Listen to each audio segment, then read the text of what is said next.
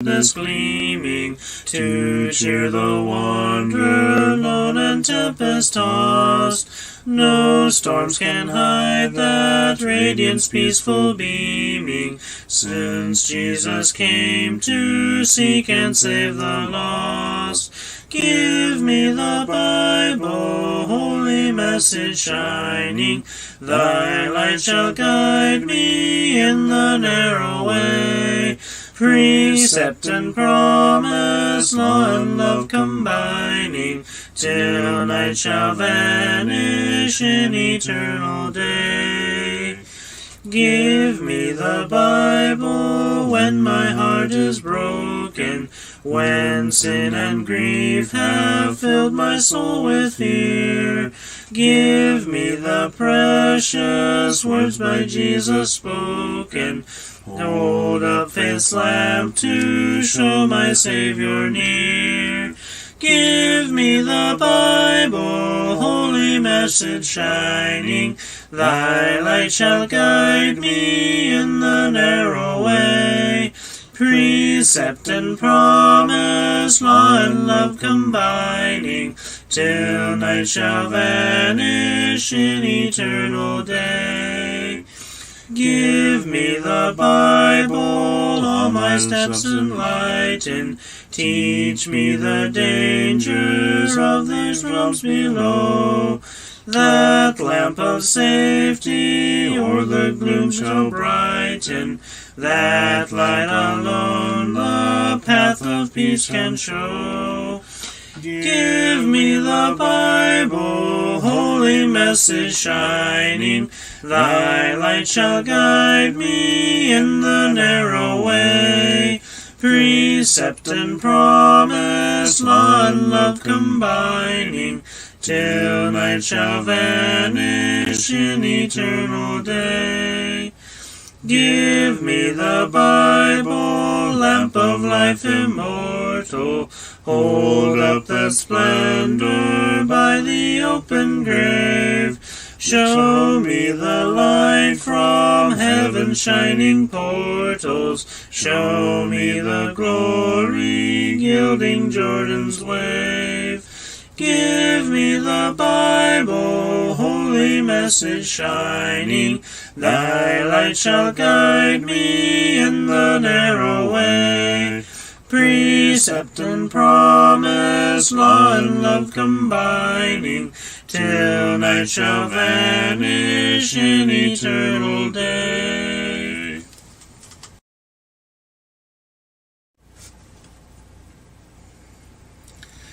Break thou the bread of life, dear Lord, to me, as thou didst break the loaves beside the sea. Beyond the sacred page, I seek thee, Lord. My spirit pants for thee, O living word. Bless thou the truth, dear Lord, to me, as thou didst bless the bread by Galilee.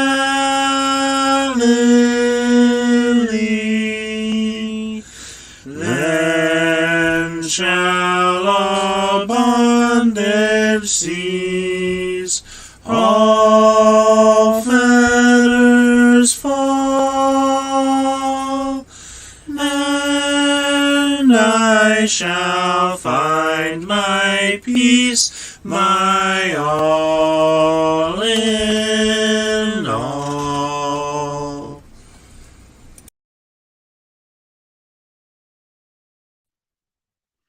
Hi everybody. Levi is not in the room, but this is our study of Christ and prophecy, and hopefully our teacher Levi, he's usually one to teach that class, will be here in just a moment, but I'll greet who's here. He's almost here. Okay. Hello, Reba. Hi. Levi will be here in just a second, so I'll chat with the ones who are here.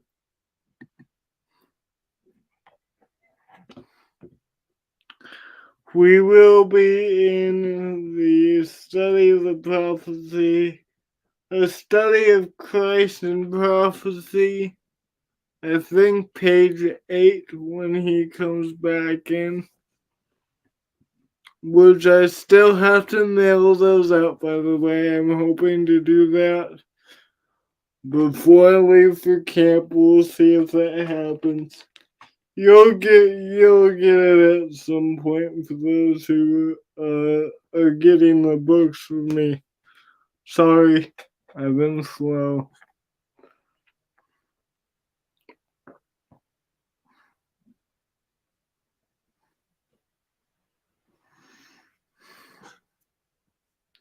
How's your day going, Reba?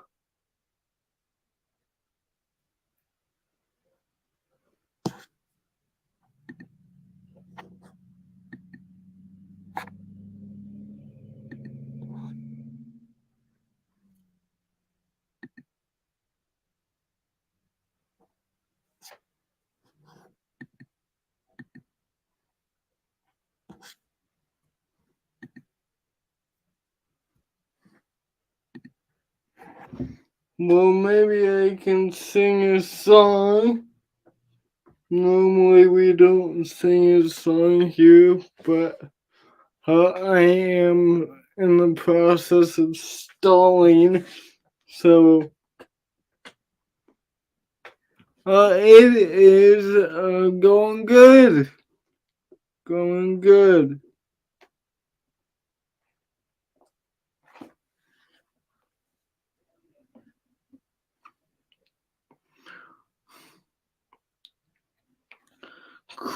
Jesus Christ is risen today. Jesus Christ is risen today. Hallelujah. Oh, our triumphant holy day. Hallelujah. Who did was upon the cross. Hallelujah.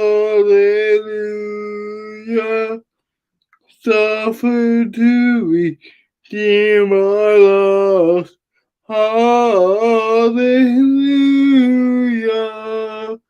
Hymns of praise and let us sing. Hallelujah. Unto Christ our happy King.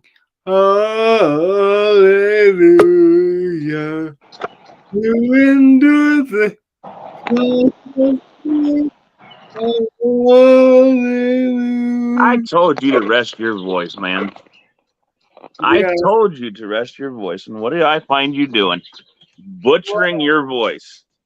well, Not only are you butchering your voice, you're butchering your voice with a song that absolutely butchers even the best healed voice. I was stalling. I guess I don't have to finish that song now. You are butchering your voice with a song that butchers even a well healed voice. My goodness, whatever happened to your common sense? I'm sorry, but people weren't commenting, and people were waiting, and I didn't know what to talk about. So, Well, with how was your day? my day was good. Is that why you were butchering your voice? Well, your teacher Levi's here. How come Ezra didn't tag? Ezra, why aren't you tagging?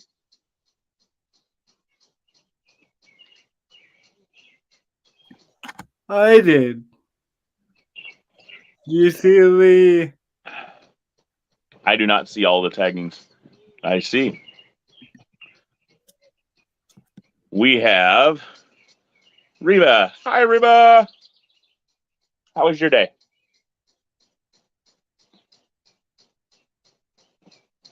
And yes, she's been commenting, so, you know. CJ, you have been caught in a great deception. People were Ezra's not commenting. here. CJ? Well, that would probably be explained why Ezra was not tagging.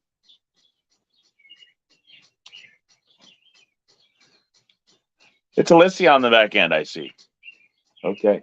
I saw that CJ shared the video to the chat group. Patches, you don't know what you're in for. Patches was over there trying to play with Pup's tail. Now, Pups is getting on. He's only 3 years old. But I'm not sure he would appreciate the cat playing with his tail that much. The kitten. We are missing Laura. We're missing Heather. We're missing Angie. We're missing Sister T. Where's Sam? Oh, let's see here. Sam would be 4 o'clock in the morning. He might not be up yet. Half the class is gone. I know. This is unacceptable. PJ, we're going to have you send you out a hunting. Hunt them down. Bring them in.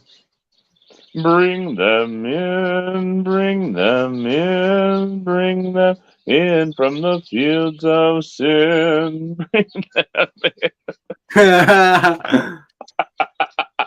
By the way, Have you ever heard that song?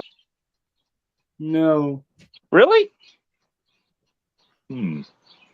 By the way, before you jump to lesson 4, we need to finish lesson 3. But you see, we're not doing it the way that you're thinking. This is lesson 4. Because lesson 4 is just simply, let me put it this way. I'm not going by the lesson number, the numbers at the top as the lesson number.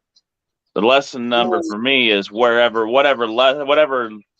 day that is, that's the lesson number. So this is lesson 4 because this is day 4. Hey, Debbie. She made it in. How you doing, sister? I think technically this would be our 5th study. Could be, because we had our introduction. I don't know. You'd have to go back and look. It took Ezra a while to actually find the lesson from last week for some reason. Well, mine is really easy because I go to the group that you're streaming to, and you're the only one streaming normally when I'm not doing a video correction. So you're on 1, 2, 3, 4. Yeah, video 5. Okay, so this should be lesson 5, but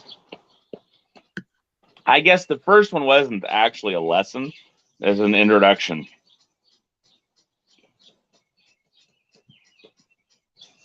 I suppose.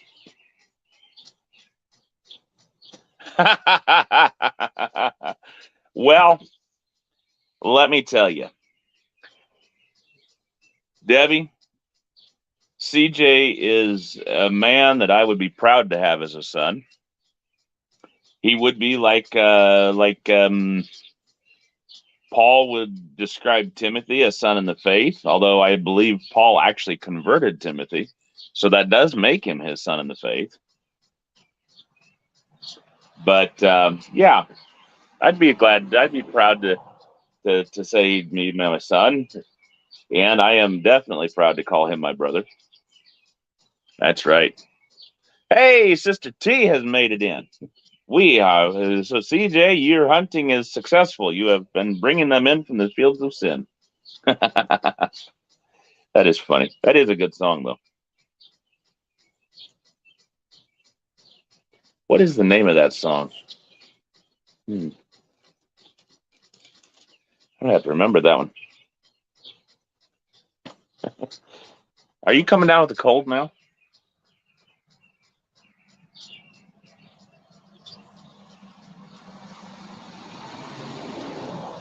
All righty.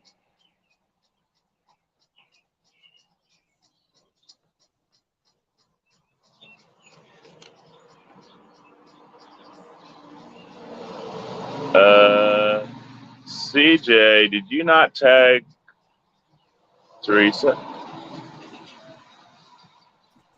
No, she's in my list. Teresa, you are tagged in there, except CJ, there's no space between names. A few of those names. It links them.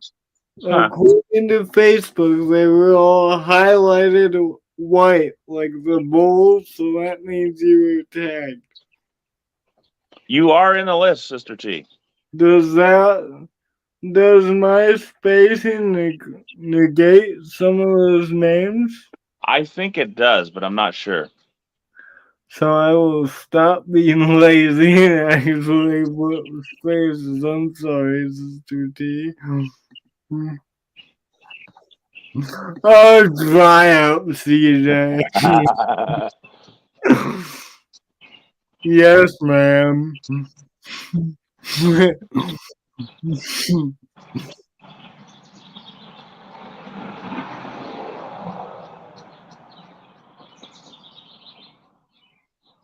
Sorry, I'll get out of here. This is your show.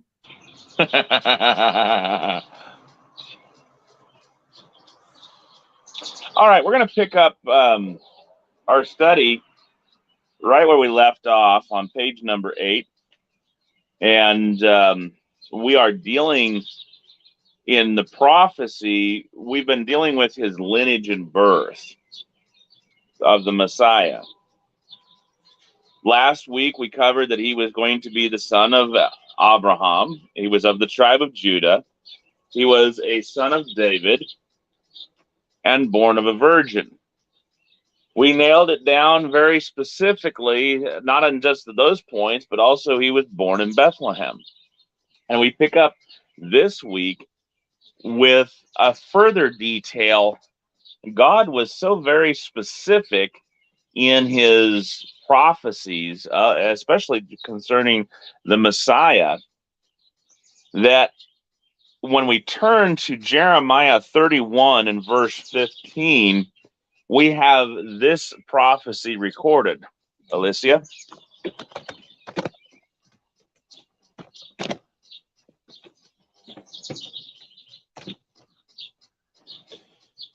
Jeremiah 31, verse 15.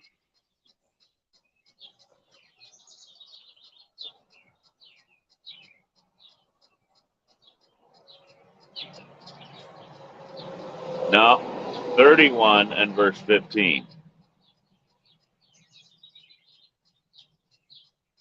There we go. Hey, Carissa, how you doing?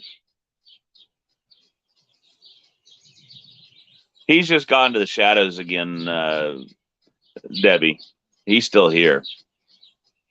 Thus saith the Lord, a voice was heard in Ramah, lamentation and bitter weeping, Rahel weeping for her children, refused to be comforted for her children because they were not. What a very descriptive, very sad prophecy. A voice was heard in Ramah, lamentation and bitter weeping. Rahel or Rachel,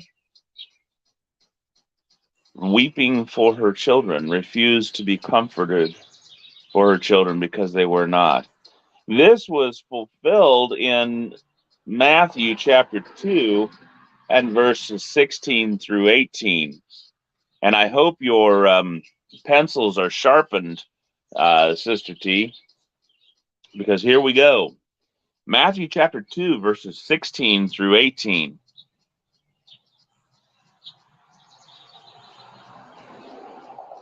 I want you to notice this, and I've got another point to bring out in regard to this passage. But here it says, Herod, when he saw that he was mocked, and I'm going to actually also be, just as a side note, bringing CJ in to do some reading, even with his voice being as cracked as it is, but just so you can get a break from me once in a while. But anyway, 16 through 18, here we go. Then Herod, when he saw that he was mocked of the wise men, was exceeding wroth, and sent forth and slew all the children that were in Bethlehem and in all the coasts thereof, from 2 years old and under, according to the time which he had diligently inquired of the wise men. Then was fulfilled that which was spoken by Jeremy the prophet, saying, in Ramah there was a voice heard, lamentation and weeping and great mourning, Rachel weeping for her children, and would not be comforted because they were not. Indeed, Debbie, just imagine losing your baby. You really don't want to be comforted at that time, just to be alone. And not only that, why did he kill every child under 2 years of age? Back up just 2 verses for me, Alicia. Okay.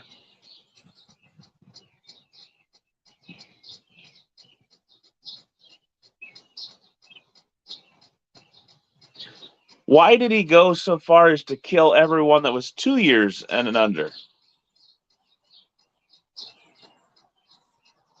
We get the picture every Christmas time. When Christmas rolls around, they have the 3 wise men approaching. There's this lovely star they're being guided by, and they come upon this baby wrapped in the manger. But this is an inaccurate picture. For one, the only reason that they have 3 wise men is because there's only 3 gifts that are mentioned: gold, frankincense, and myrrh. But we're never told, if you look in the account of Matthew, we're not told how many wise men there were. Just that there were wise men from the east.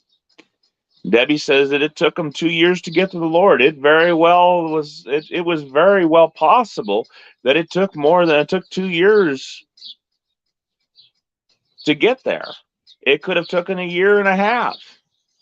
We're not told how long it took them to get there, but we do know that the star which they saw, now understand, these wise men were people that would be studying the stars, and according to their study, certain stars heralded certain births. Now that means they were astrologers. And this particular star, which was seen once, would have appeared upon his birth. Now, we have seen his star in the east and are come to worship him.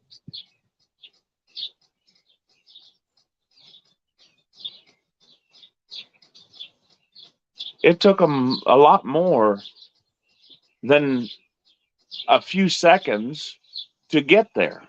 Not only that, they had to wait several days in the account, you see them waiting while they're in there. They're in Jerusalem. They're searching. They say, "Where is the king that is he that is born King of the Jews?" And this comes to the ears of Herod. Hey, there's these strangers that are looking for the king of the Jews, him that is born King of the Jews. And he sends for the chief priests, and he sends for the wise men. Okay, where is this Messiah supposed to be born? And it takes them some time to search and to call up all this stuff. And so when they diligently searched it out and they came back with their report, they said it's supposed to be in Bethlehem of Judah. And so he sent them there. Now, it would have taken them at least a day's worth of journey to go from Jerusalem down to Judah, to Bethlehem. It's about roughly 20 miles. 25 miles, if I remember my distances correctly. They get there. They offer up their gifts, which would have been enough, interestingly, for the trip to Egypt, for their livelihood while they were in Egypt, and for the return. Just think about that one for a few minutes. God providing for his son through the gifts of the wise men. Now, then, that night, as they're resting, God warns them in a dream, do not go back to Herod. So they go back a different route. It would have taken Herod at least another couple of days to realize that he had been left holding the string, to realize they weren't coming back. And during that time, Jesus, Joseph, and Mary would have been running to Jerusalem, to Egypt.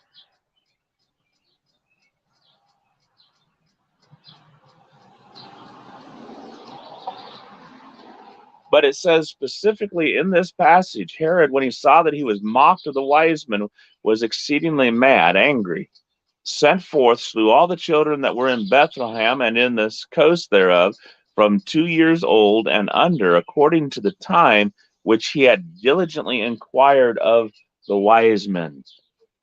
So he knew that within 2 years, that it took 2 years for the wise men to get there.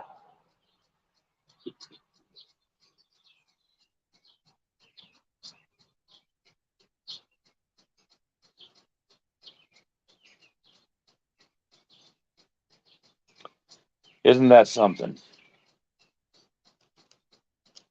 Trying to remember. I thought I had another couple of passages on that.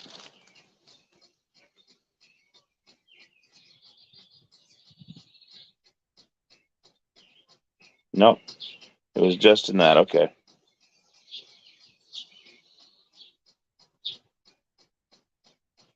All right. So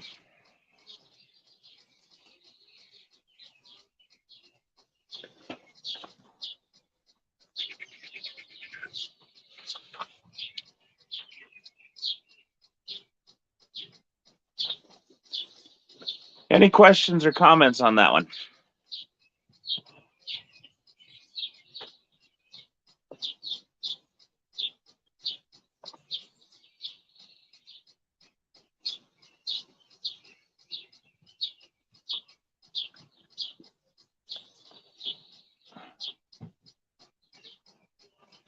All right. Moving on then. Okay. Chris, I just want to catch some of this. I didn't catch this one earlier. Chris said they were looking for Jesus. Debbie says that he wanted to be sure he got the Lord. Yes, so that's right. Herod was looking for Jesus. He wanted to make sure that he got this threat to his power, because that's ultimately what Herod was concerned about. This king of the Jews, this new king of the Jews that was born king of the Jews, he was a threat to Herod's power. He wanted him eliminated. He didn't want anyone to rise up threatening him or his children. Okay. We just alluded to the fact that Joseph, Mary, and Jesus was running into Egypt. And this, again, was another prophecy. Imagine that. There was so many prophecies that it is extremely difficult to imagine that anyone could line all of these up and seek to fulfill every single one of them in their lifetime. Remember, in our introduction, we made mention of the fact of Hugh J. Schoenfield, a Jewish scholar and translator of the New Testament. He had a plot, or had a book called The Passover Plot, and he goes to great lengths to show in his mind or in his book how that Jesus simply was not the Son of God. He just simply went and he fulfilled all these prophets, tried to line up all these prophecies and dot all these I's and cross these T's. But you see how detailed these prophecies are, how it boggles the mind that one could literally go and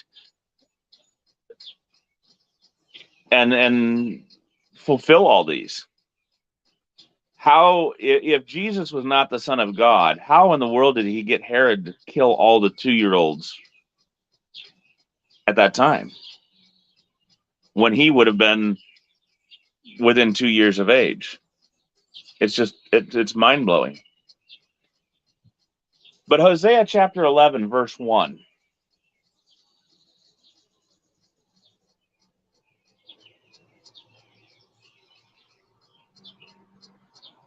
Hosea 11, verse 1.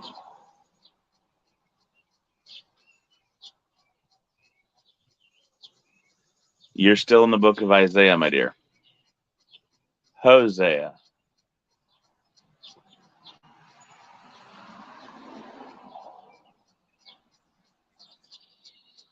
It's after Isaiah, but before Matthew.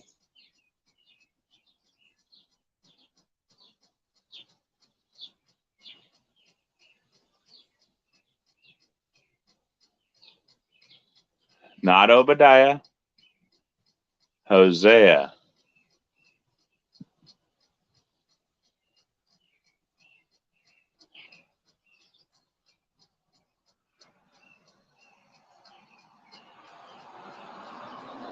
Starts with an H.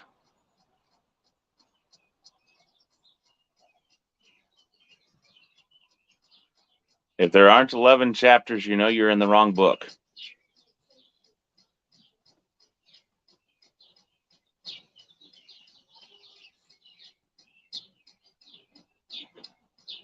All right.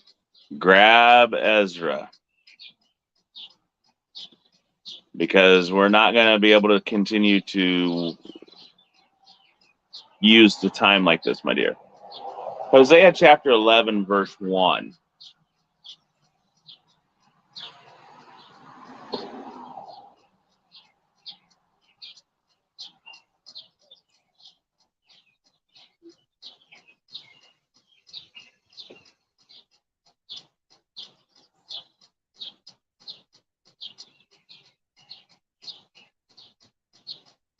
Hosea 11:1 says, "When Israel was a child, then I loved him and called my son out of Egypt."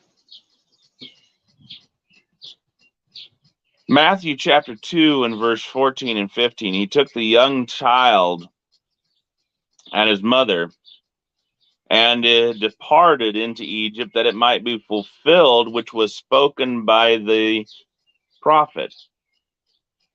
So in Matthew chapter 2, verses 14 and 15,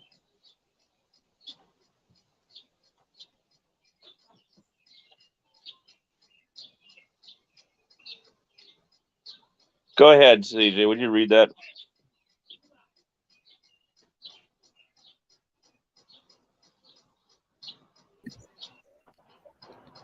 When he rose, he took the young child and his mother by night, and deported into Egypt, and was there until the death of Herod, that it might be fulfilled which was spoken of the Lord by the prophet, saying, Out of Egypt have I called my son. So we have here, and I want to ask you this: which form of prophecy then does this one take? Is this a verbal prediction or is this a type? Let's start with that.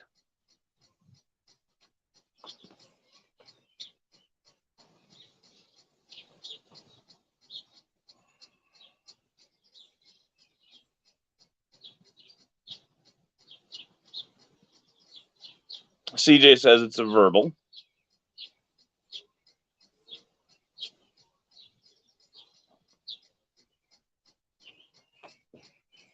If it's a verbal prediction, which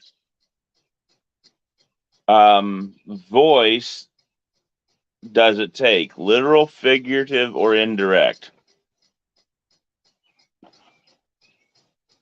Ezra, switch back over to Hosea, please.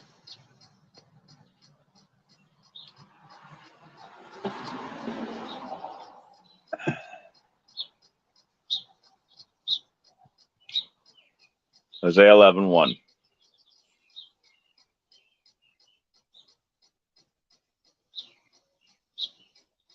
Don't let CJ get all the answers. Come on, people.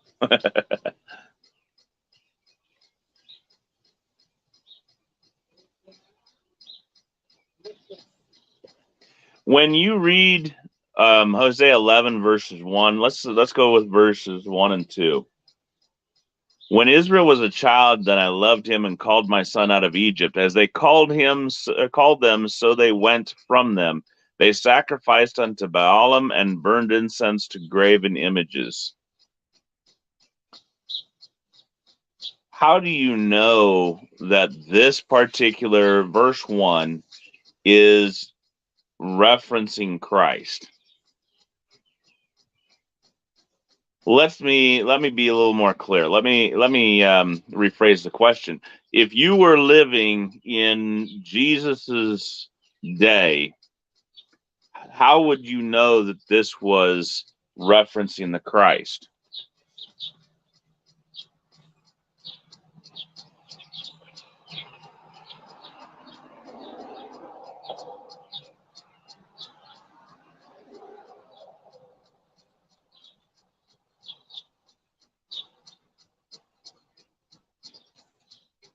Or would you know?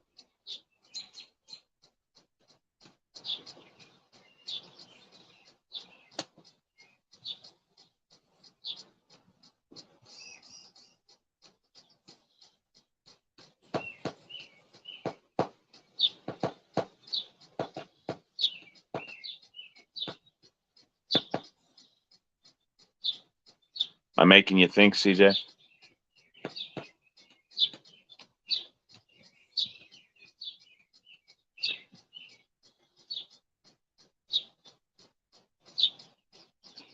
CJ said you wouldn't unless it was spelled out to you. Teresa says by the Holy Spirit. Debbie says she was talking to her sister and daughter. So if you look at Hosea 11 verses 1 and 2, you would not understand that verse 1 was in referencing Christ, right? There's not a whole lot of there's no indication that this is talking about Christ. So is this a literal, figurative, or indirect prophecy?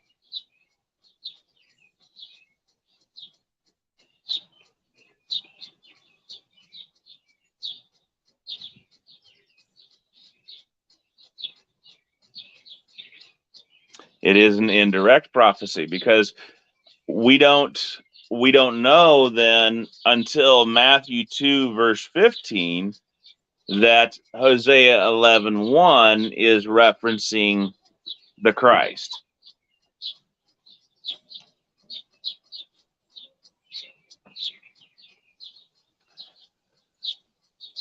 So it's because of Matthew 2 verse 14 and 15 that wherein God spells out that it actually references his son, that we're told, that we're therefore shown that this prophecy is directly related to Christ, and therefore this prophecy, the flight into Egypt, is directly in reference then, this prophecy is an indirect reference, indirect prophecy. It goes back to that first, to that introduction. And the reason I'll refer and I'll ask these questions every once in a while is to get us to think and to recognize these different forms. Because the more we use and more we recognize these different types, these different forms of prophecy, the more easier it's going to become for us as we study the scriptures to recognize other prophecies in their various forms. All right, so we nailed down then Jesus, the Messiah's lineage and his birth.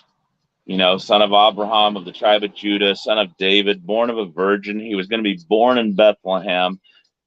When he was born, or in the time of his birth, there was going to be a great slaughter of children, and that was going to cause his flight into Egypt.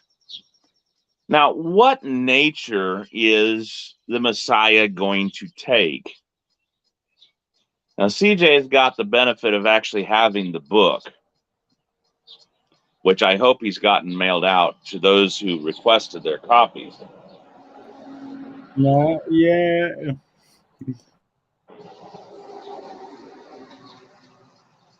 I didn't hear that.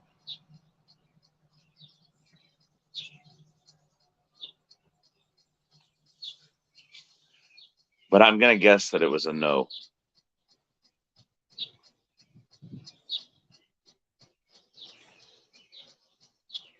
He will do that soon. Okay. So here we are. We're going to look at some of the prophecies regarding the character of Christ. And we're going to try to run through a lot of these. There are, it covers basically 2 pages. 1, 2, 3, 4, 5. 5 different prophecies. Basically 5 different prophecies. Isaiah 11, 1 through 4 is going to be our first one.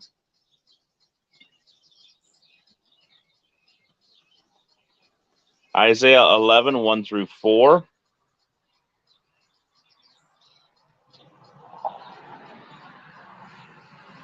There shall come forth a rod out of the stem of Jesse, and a branch shall grow out of his roots.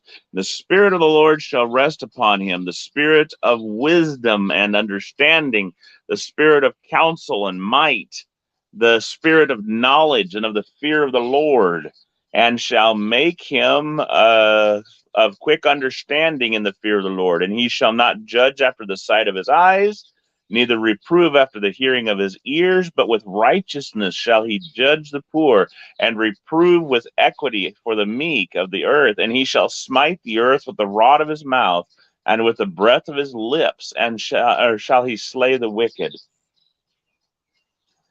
So the Messiah would be given the spirit of understanding, a spirit of wisdom, spirit of counsel and of might, the spirit of knowledge and the fear of the Lord.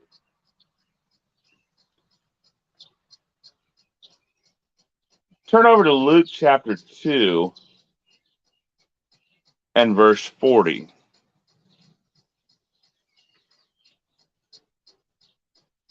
Sister T, did you? Okay, Debbie.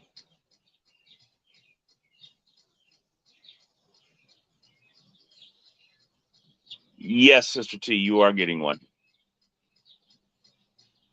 Yes, that was an indirect prophecy, Reba, earlier. This one, no, this is specifically speaking of the Messiah. So this one would be actually while it is a verbal one, it's actually pretty straightforward. It's kind of almost what is he? Oh, he's got the feeder. Okay. Somewhat figurative because it's talking about a root and rod of Jesse. But we know that means branch. We know he's talking about a descendant.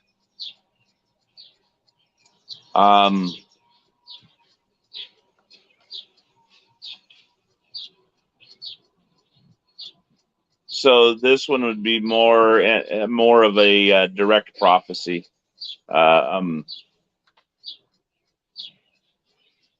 More of a literal. 2 verse 40.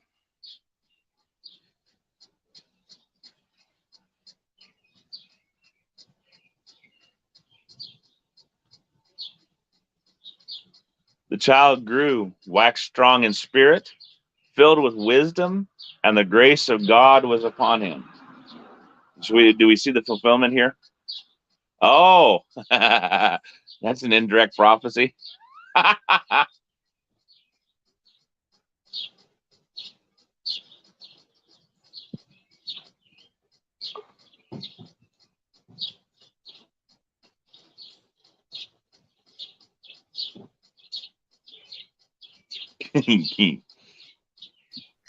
You guys are She's really, got you on that one, CJ. you guys are really giving me grief about not mailing these out yet. I'm gonna have to get on that before I leave on Sunday. Yes, you are. CJ, would you read Luke 2, verse 52 for us? Sure. As soon as Ezra runs down there to verse 52. No. Ezra, Luke 2, verse 52. Get back in there. I want you on that. Alicia does a good job, but when we're in time limited system like this, I need Ezra.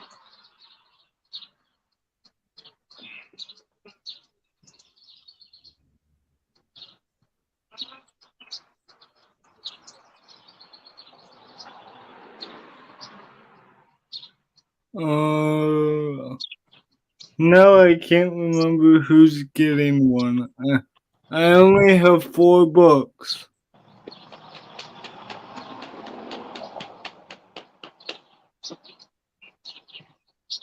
Verse 52, Ezra. Very last verse in the chapter. I think Sean, Teresa, Reba? I don't remember if it was Reba. I think Angie's getting one of her own. Sean, Teresa, Reba, and Sam. Sam. Yeah. So you're on the list. Which I need to do that. 2 verse 52. CJ. And Jesus increased in wisdom and stature, and in favor with God and man. So we see then that here in Luke 2, verse 40, and in verse 52, that Jesus was the child who grew in wisdom and favor and stature with God and man. We could look at verse 46 and 47. We could look at Matthew chapter 13, verse 54. But I also want to take us over to Matthew chapter 7 real quick. And scroll down to the very last 2 verses of this chapter.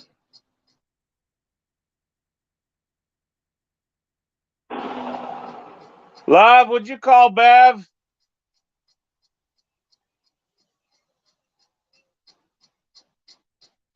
This is the culmination of the last two verses that we looked at.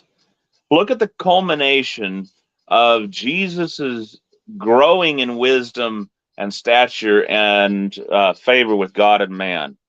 And it came to pass when Jesus had ended these sayings, the people were astonished at his doctrine, for he taught them as one having authority and not as the scribes. The trouble with the scribes and the Pharisees were they kept referring back to these renowned rabbis, these renowned teachers of the law from long ago.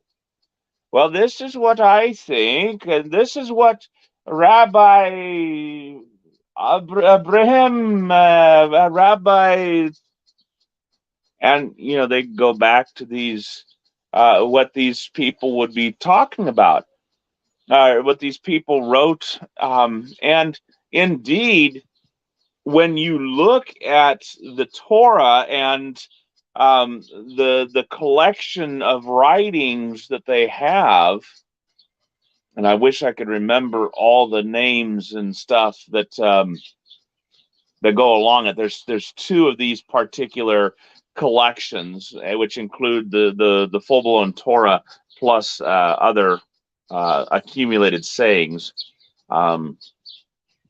There was one from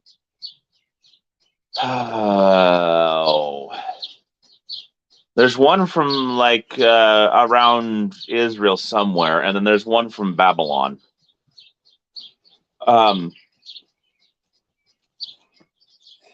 It escapes my memory now what it is. I think we're still here.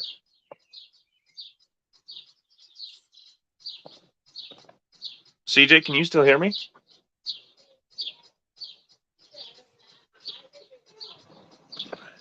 Yes. Can you hear me? Am I still here? Yes. We're still Okay. here.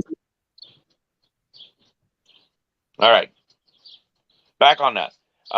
So Jesus, as I said here in Matthew 7, this was the culmination. Jesus taught with authority. This is what it said. You have heard what the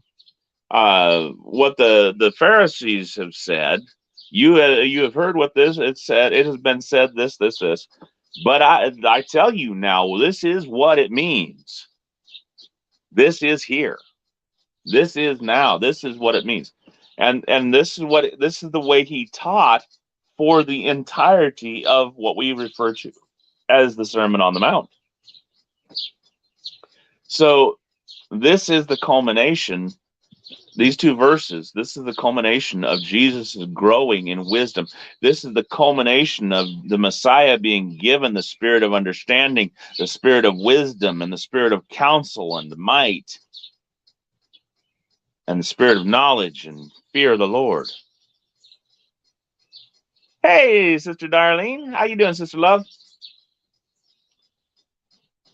So, Jesus was given that spirit of understanding, wisdom, counsel, might, knowledge, and fear of the Lord. And we saw that fulfillment in Luke 2:40, 2 verses 46 and 47, which we didn't look at, 2 verse 52, which we did look at.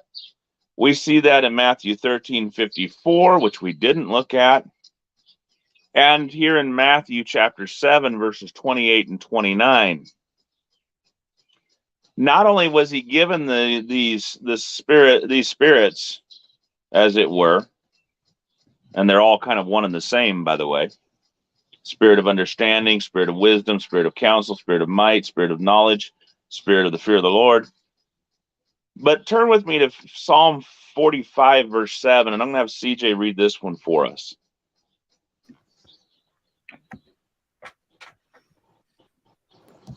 Psalm 47. Yo, Mr. Bible Man. Come on. 45, verse 7. Yeah, 45, verse 7.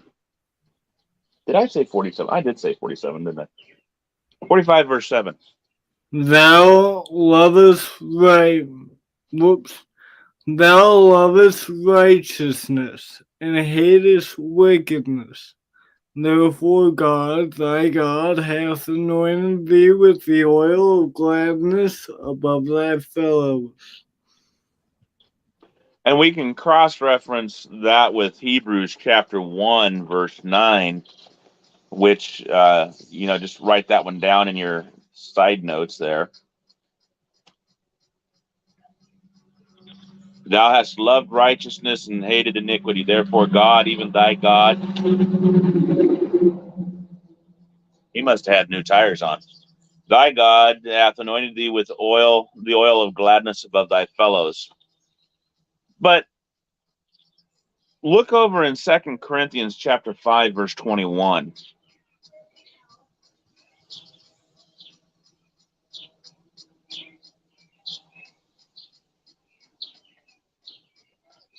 Second Corinthians 5, verse 21. And Paul writes this, describes Jesus this way. For he hath made him to be sin for us, who knew no sin, that we might be made the righteousness of God in him. How did Jesus love God? How does this verse, how does this verse fulfill Psalm 45, verse 7? Can anyone give me a handle on that one? How does 2 Corinthians 5:21 fulfill Psalm 45, verse 7?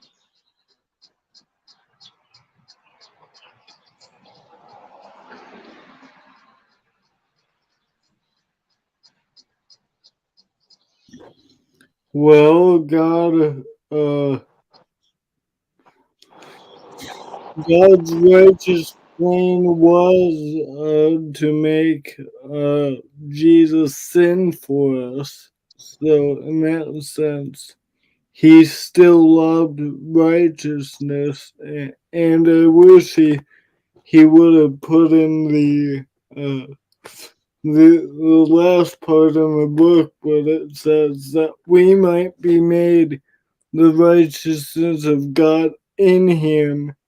And that connects back to Psalm 45, verse 7, because we're already told that he loves righteousness.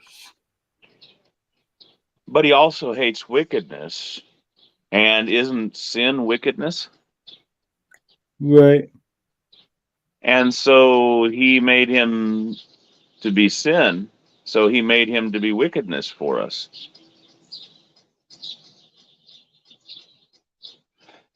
How does Jesus then fulfill Psalm 45, verse 7, in that thou lovest righteousness and hatest wickedness?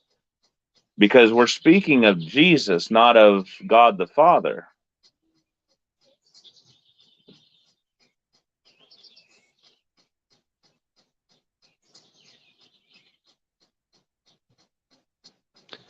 It's a very, I would say it's a very indirect correlation between these two. But Jesus went through his entire life loving righteousness, right? We spoke a little bit briefly this morning and also last week on this one very fact. Jesus spent his entire life up to that moment on the cross never having separated from his Father, never being separated. He loved righteousness so much, he hated wickedness so much that he always chose right, the right path every single time when he was tempted. He loved righteousness, he hated wickedness. And yet, in that one instant, he took upon him sin. for our sake. So, in the fact that he made him sin to be sin for us who knew no sin, we know then that Jesus's character was a character of loving righteousness and hating wickedness. He hated wickedness, but he loved righteousness because he had never known sin. In fact, Hebrews chapter 4, verse 15 goes so far as to tell us, as soon as Ezra turns over there, Hebrews chapter 4 and verse 15, for we have not an high priest which cannot be touched with the feelings of our infirmities, but was in all points tempted like as we are, yet without sin. So Jesus loved righteousness so much that he never once sinned. Never once. You see? And I can just see the understanding blossoming. And I'm not even watching CJ on my screen, but I can see the understanding blossoming in his head.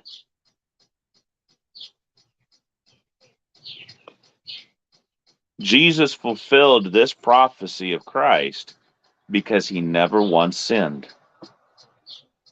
He never knew sin until that instant on the cross.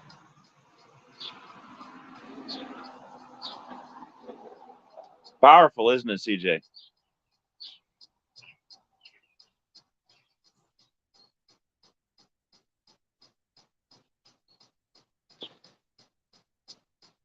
Jesus, and if you, any questions on this so far?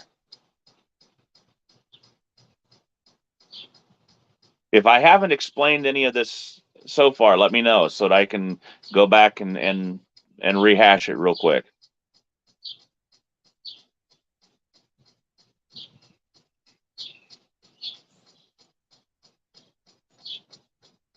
And please do not be afraid to pipe up and ask questions throughout any of this class. So it is a correlation that is how Jesus showed his love for righteousness and his hate for wickedness by giving himself. The correlation is that he went through his entire life without sin. He knew no sin, so he loved righteousness and hated wickedness. And what it was then, remember also, you are partially, you are exactly correct in that one way, in that God's plan was for him to take on the sins of the world. So therefore, it was right. It was an act of righteousness to take on that sin at the very last instant. You should see my workbook right now. Crazy. I got arrows and things circled and verses scribbled in. That's good because it means you're using it. It's not just a fill in a blank book anymore. There's a lot of room for notes in there, isn't there? Yes. I think that was on purpose. I mean, you look. There's lots of room for notes. But which you guys will know here in about a week or so. Sorry. So, Jesus loved righteousness so much that he was willing to do God's will, even if it meant going to death on the cross. Remember what we said about Philippians chapter 2, verses 5 through 11. Well, I want to turn our attention to Psalm 40, verses 7 and 8.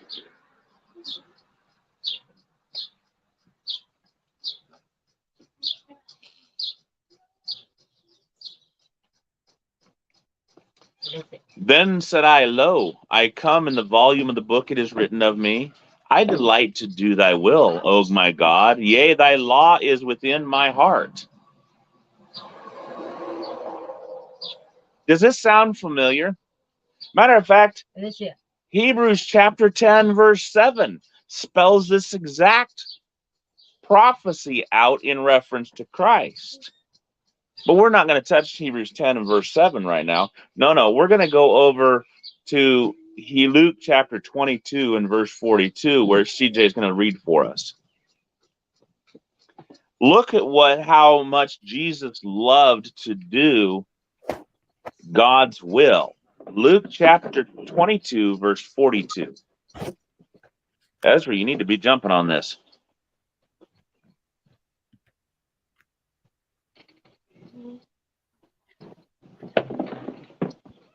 Luke 22.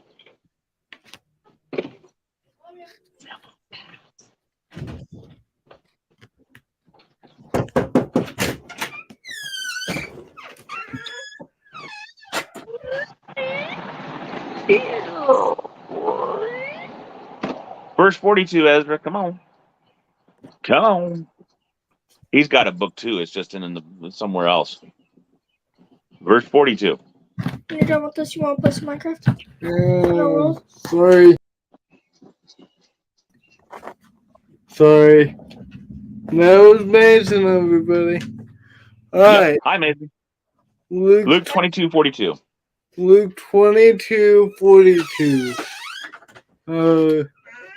Can I back up verse 41? That's kind of the middle of the sentence. And he was withdrawn from them about a stone's cast, and kneeled down and prayed, saying, Father, if thou be willing, remove this cup from me. Nevertheless, not my will, but thine be done. How much did Jesus love to do God's will? Father, if thou be willing, remove this cup from me. Nevertheless, not my will, but thy will be done. Then said I delight to do thy will, O my God. Thy law is within my heart.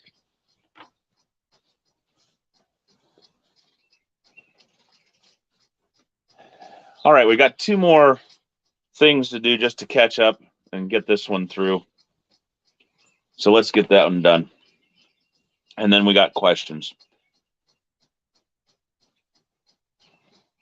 We've looked at his character so far. His character is that he's full of wisdom and knowledge. He loves righteousness. He loves God's will, loves doing it. But he also is meek and gentle. I mean, this is the Son of God. He is endued with wisdom and power and might, and yet he is at the same time meek and gentle. In Isaiah 40 and Isaiah 42 and Isaiah 53, and I believe also in Isaiah 49, but I'm not going to include that one today, we have a very real picture of Jesus. And Isaiah goes and describes, I'm trying to find my marker. Somebody took my marker out of my Bible so I could mark where my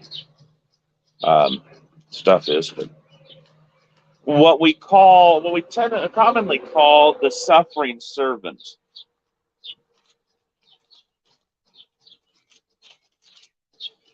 Those chapters are like Isaiah 40.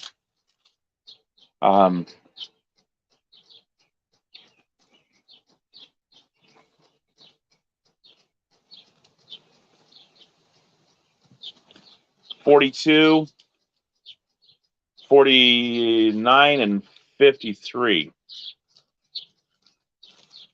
We're going to go over to Isaiah 42 right now, and we're going to look at verses 1 through 4. Look at this picture of the suffering servant.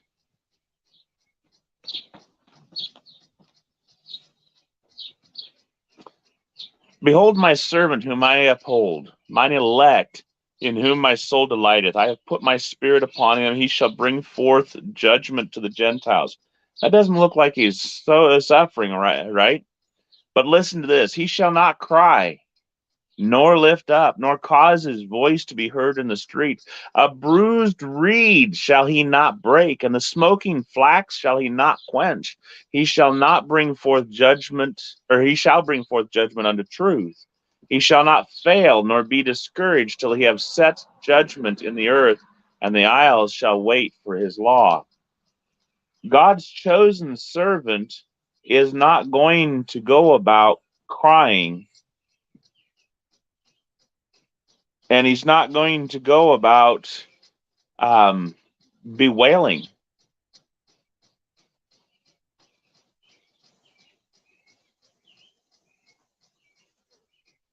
He's not going to cause his voice to be heard in the street. A bruised reed shall he not break. A smoking flax shall he not quench. We'll look over at Matthew chapter 12, verses 16 through 21. And we don't have to go there right now. We're going to go over to 2 Corinthians 10:1. I'm going to read this one for you while Ezra finds 2 Corinthians 10, verse 1. For Sister T's notes, Matthew 12, 16 through 21. Oh, you beat me to it. Oh, well. Listen to what Matthew records for us. And charged them that they should not make him known, that it might be fulfilled by which was spoken by Isaiah the prophet, saying, Behold, my servant whom I have chosen, my beloved in whom my soul is well pleased. I will put my spirit upon him, and he shall show judgment to the Gentiles. He shall not strive nor cry, neither shall any man hear his voice in the streets. A bruised reed shall he not break, and smoking flax shall he not quench, till he send forth judgment unto victory. And in his name shall the Gentiles trust.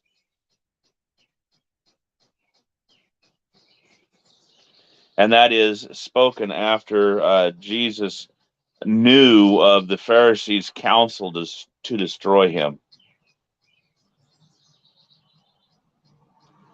2 Corinthians 10 and verse 1, Now I, Paul, myself beseech you by the meekness and gentleness of Christ, in who in presence am base among you, but being absent am bold toward you. Christ didn't cry aloud, nor did it go about proclaiming his voice in the streets. He was meek and he was gentle.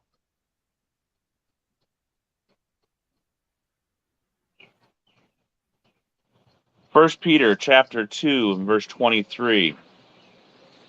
By the way, CJ, it says in the book 2 Peter, but we went and looked and it was actually 1 Peter. 1 Peter 2 verse 23. Okay.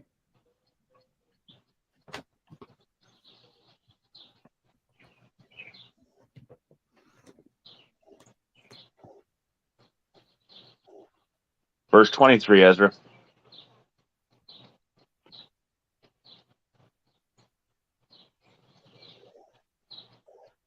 Who, when he was reviled not again. When he suffered, he threatened not. He was like that bruised reed. He wasn't breaking. You know, it's crazy when you think about it. A bruised reed, it'll bend, but it won't break. It's hard to put out a smoking flax because it's not burning. It's just simply smoking. Where's the fire?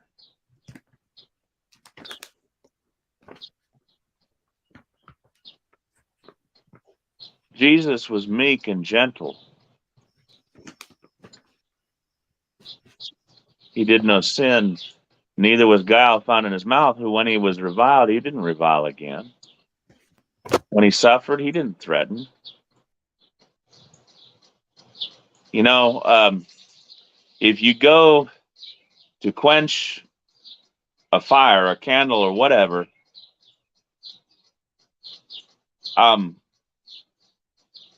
you're going to burn yourself. It'll hurt you. Even if you wet your fingertips, there's still a bit of a burn. Well, when he was reviled, he didn't revile again. He didn't burn. He didn't send splinters into the person who tried to break him. He just took on the sin, and then was resurrected. He was meek and gentle. Isaiah 40, verse 11. Not only is he meek and gentle, but he has a very sincere desire or love for his people. Isaiah chapter 40, verse 11.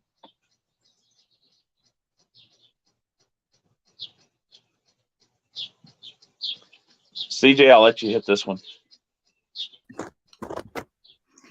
He shall feed his flock like a shepherd. He shall gather the lambs with his arm, and carry him in his bosom, and shall gently lead those who are with young. The picture we have is of a very loving shepherd, right?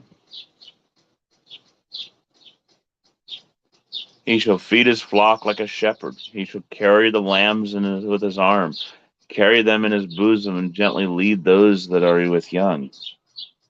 That's a loving shepherd. John chapter 10, verse 11.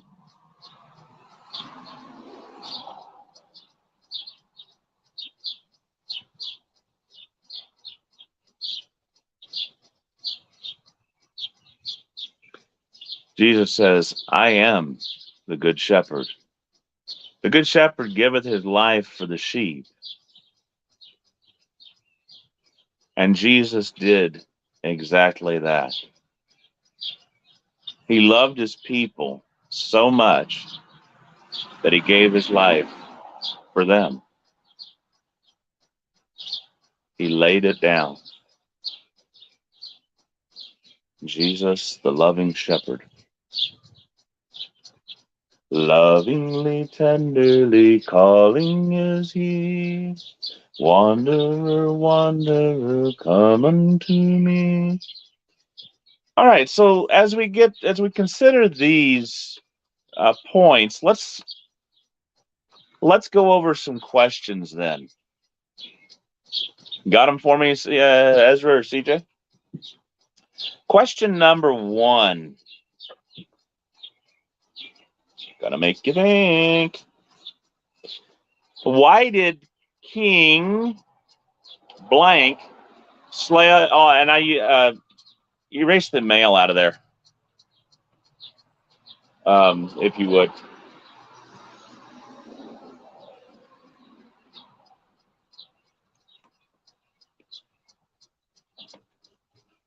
I had it down as mail for some reason.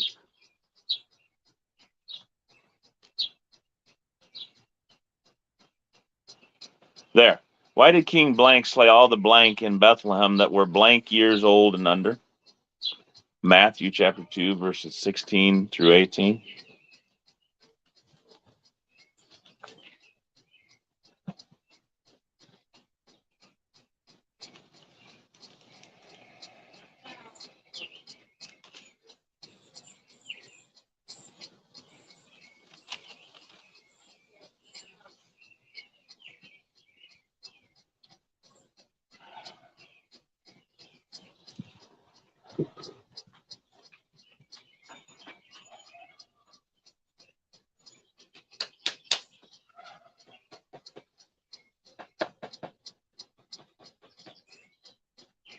Herod babies 2.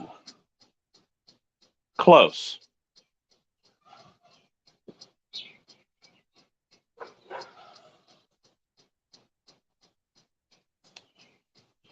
Anybody else going to answer?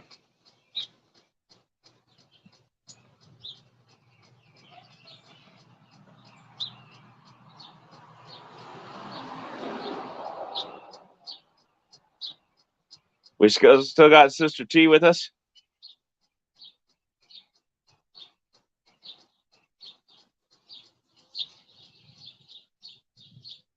Oh.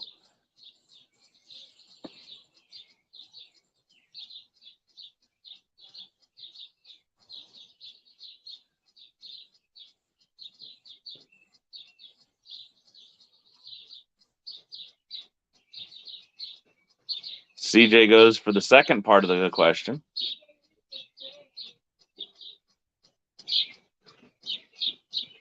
Ah. No, the male part was incorrect, Reba. Are you bringing them all over here again? And you're still not in your play clothes like I told you to be.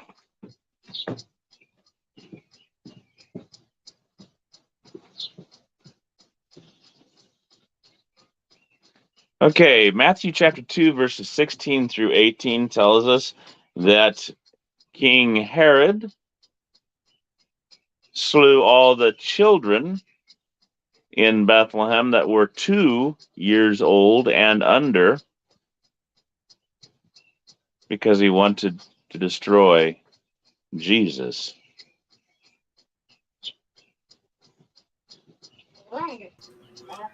That didn't work. Huh? So that didn't work. No, it didn't, did it? Hey, Levi. Yeah. Verse 16 says, Then Herod, when he saw that he had been tricked by the wise men, became furious and sent and killed all the male children in Bethlehem. Oh, it does say male? Yes. I thought I was right, but when I read through it again the second time, it was like it just said children. Okay. Yeah, Thank you.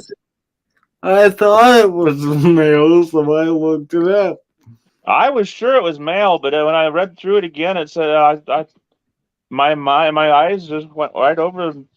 It says here in Matthew 16, it says slew all the children in the KJV. Interesting. So which was it? ESV says male children. And my footnote says boys.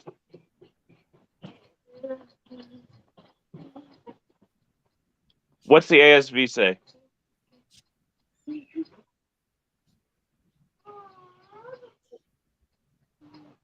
Male children. I think that in the preponderance of evidence, I think it is male children. I don't know why does the KJV leave that out? I don't know. Sorry. That is interesting. Didn't mean to. No, it's a good point because I was sure it said male children. I had operated under that, and it is. It's. I think if we were to go to the KJV plus and look at the word children there, that it would probably show us that it means male children. Of course, I can't do that on my fancy new study app. Then. But I bet Ezra could. Okay.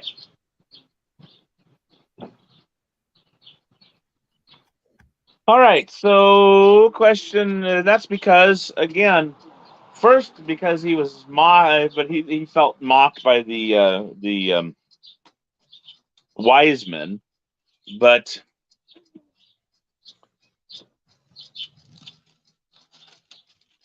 we know why.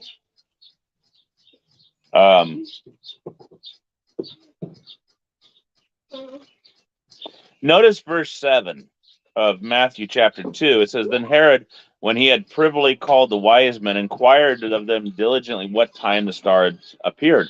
That means it was about 2 years. So you were right the second time, Reba. You're right. Yep, said Teresa. Darlene says, was this because he was looking for Jesus? Yes. Jesus was not a baby, though. He would be a toddler. somewhere between birth and 2 years of age. When Herod came to slay him, when the wise men came to him, he would have been close to 2 years of age.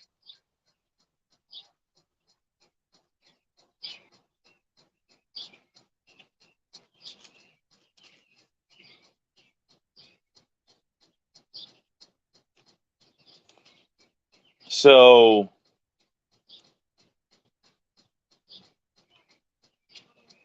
in verse 7, that shows us that he diligently found out what time the star appeared, approximately 2 years before. And 16 shows us that that's the reasoning behind him slaying everybody 2 years and under, or all the male children 2 years and under, which was a fulfillment of the prophecy by Jeremiah, verses 17 and 18.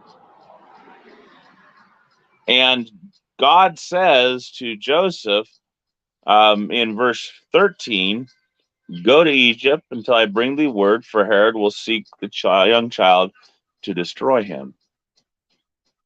Question number 3.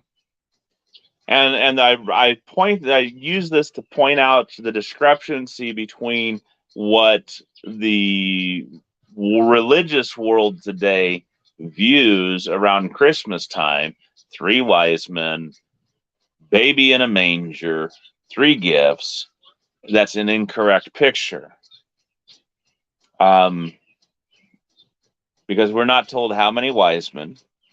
Jesus was somewhere between birth and 2 years of age, approximately 2 years at least, or at most, when the wise men came.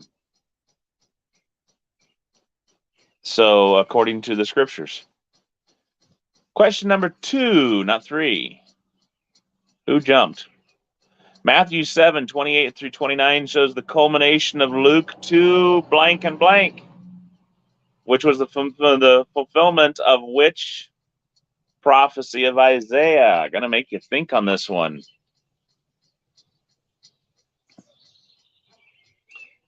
Ezra, bring up Matthew 7 verses 28 and 29. We talked about this one briefly.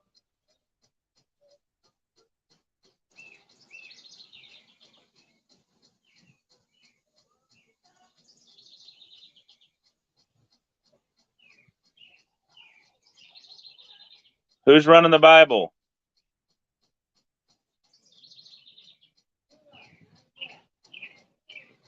Thank you.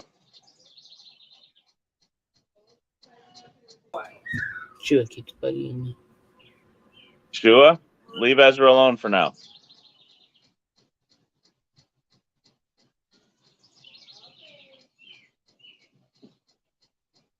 CJ has the benefit of having the book.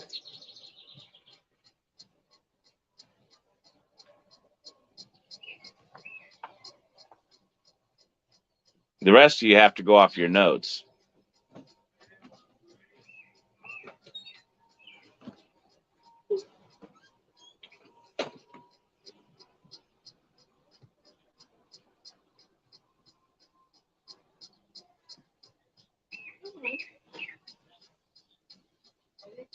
Yeah. That's the reason why you've been holding on to those books, just so you have an unfair advantage over your siblings here in the class.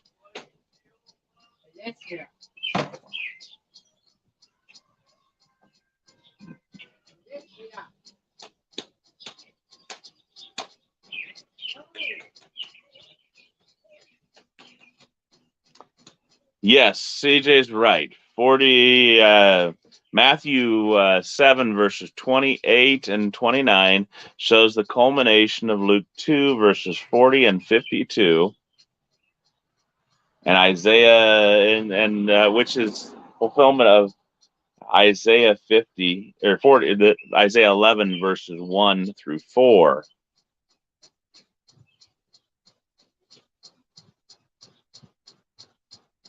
And if you ladies want to slap him, that's fine by me.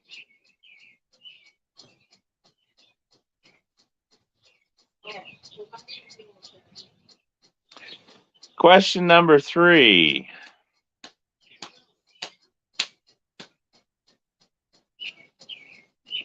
Thou lovest blank and hatest blank. Wickedness. Ha! Hey, did I do that? I did that.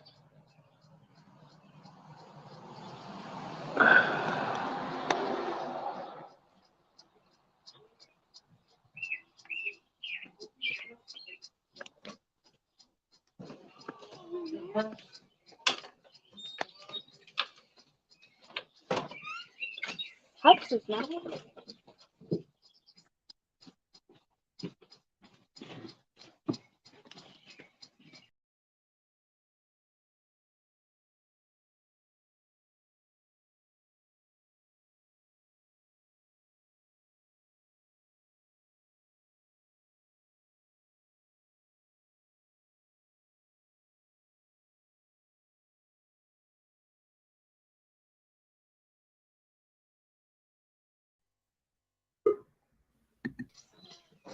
Oh, Yeah.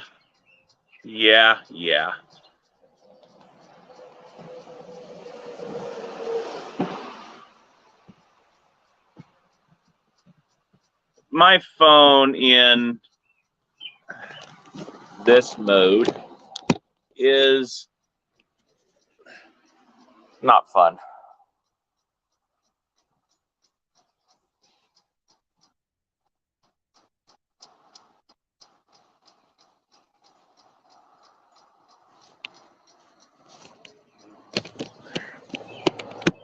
There. Try it that way.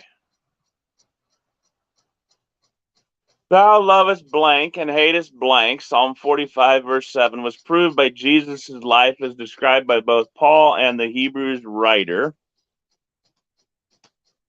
Righteousness and wickedness. That was supposed to be an easy one for y'all. It was so easy, I even gave you the second answer, for crying out loud. Question 4. Yes, you both got that one right. I blank to do blank will, oh my blank. Psalm 40, verse 7 through 8. Nevertheless, not blank will, but blank be blank. Luke 22, verse 42.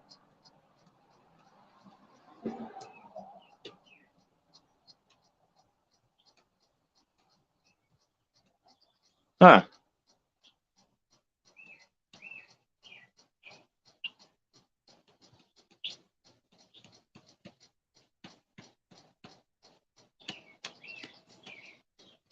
What are you giving them the answer for yet already, Ezra? All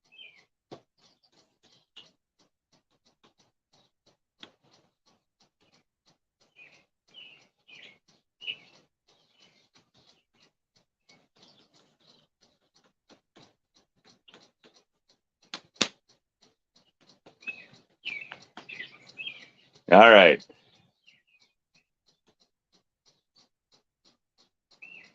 Go ahead and put it up, Ezra. I'm just teasing.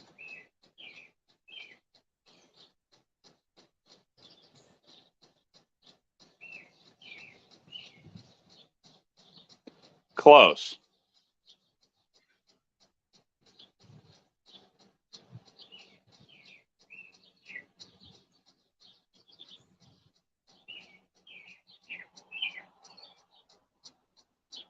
Close, CJ.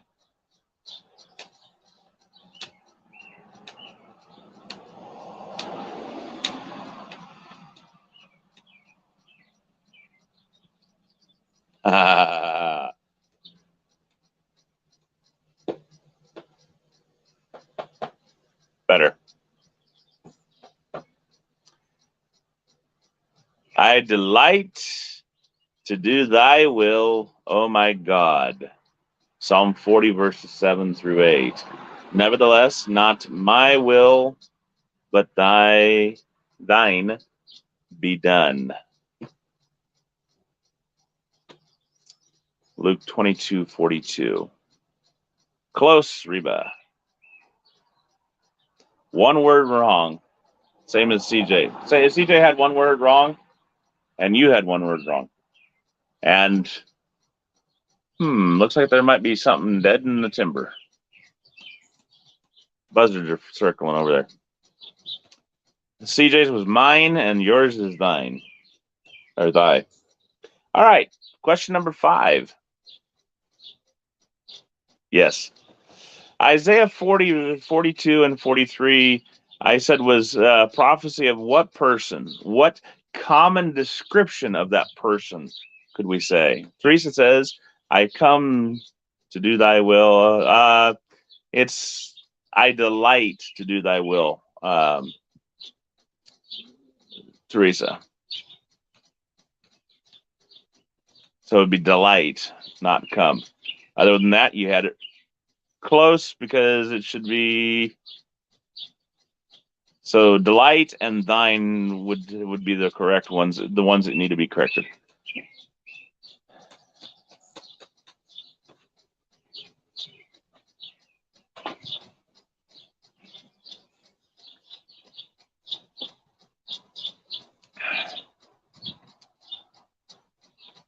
Isaiah 40, 42, and 53 prophesy of what person?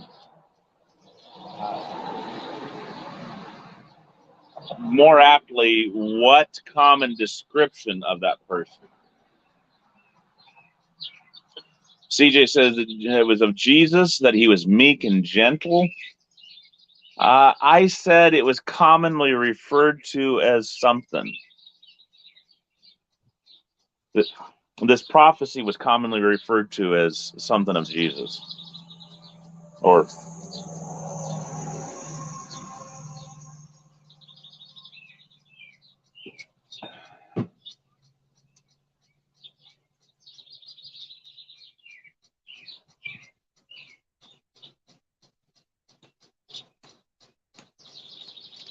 and this one's to test how well you were paying attention.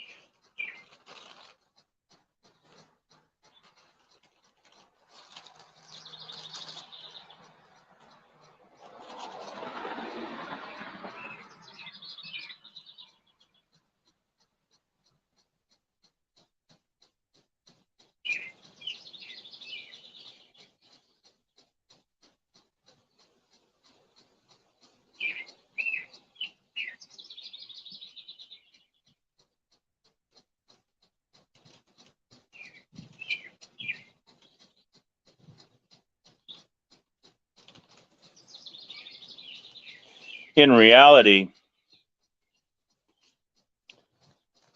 40 refers to Jesus as the good shepherd, or as the shepherd.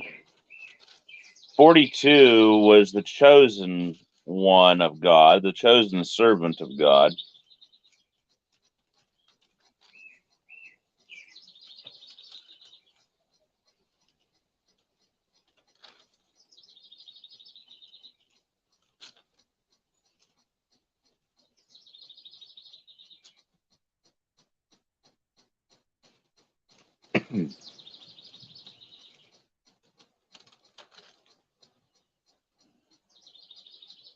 And 53 specifically is the suffering servant.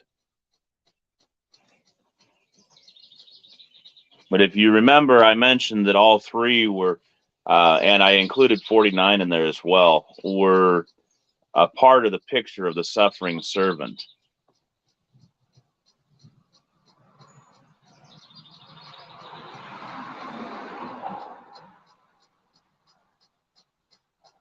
And we talked about how the bruised reed and the quenching, or the smoking flax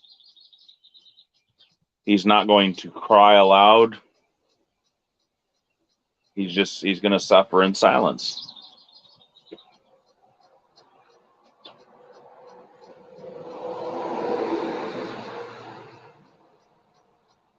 The loving shepherd was in 41 and 40. The chosen servant in 42. Suffering servant 53. Yeah. All right. Well, that concludes our class for the day, even if we are a little bit long. At least none of you complained about it this time. We will try to be a lot more on time because the next lesson, the next section is going to be covering 4 pages. So we're just going to only do 2 pages in our book. And CJ is going to have to miss that one because he's going to be at class or going to be at camp. So with that, our prophecy class for this week is over, and you all have a wonderful week until we join up again for the next prophecy class. I look forward to seeing you then. Have fun. God bless.